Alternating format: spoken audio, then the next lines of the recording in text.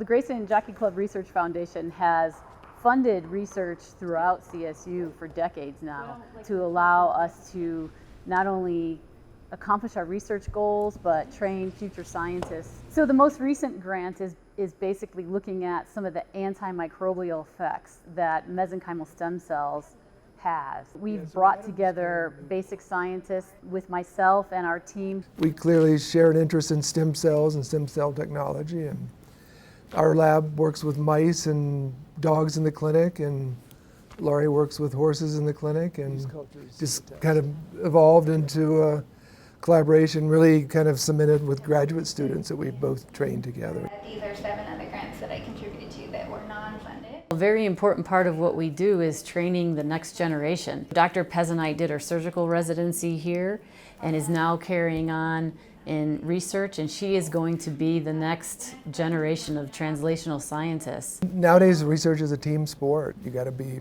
putting together a good team to be successful. I have the privilege of being on the PhD committee for Lynn Pezzanite DVM, and I'm here as her translational mentor.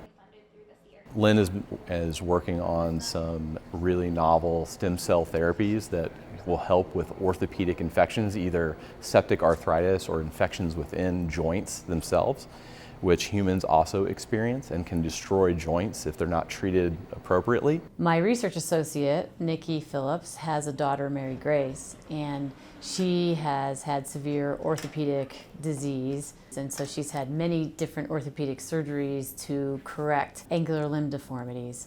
She's had over 40 surgeries in the last 13 years. Hey, how are you? Good to see you. Mary Grace is just a wonderful young lady, and I've had the privilege of treating her. So Dr. Jason Stonebeck is the doctor of Mary Grace, and he is on Dr. Pezzanite's committee. He's a collaborator of Dr. Dow's and myself, and so it's the whole team working to improve the life and the health of our human patients and our horse patients. Stem cells are what tie us all together.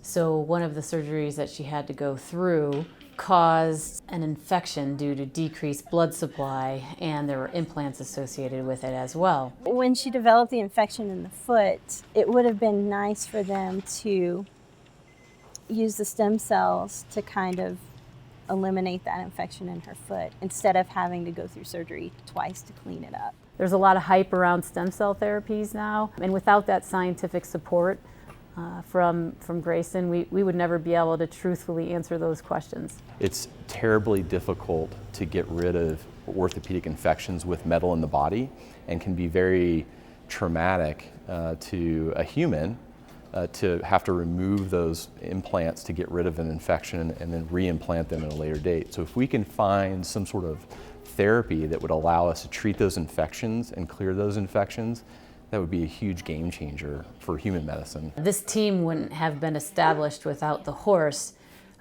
beginning the research, and we started because we wanted to improve the life and the outcomes of our equine patients that are suffering from these orthopedic infections.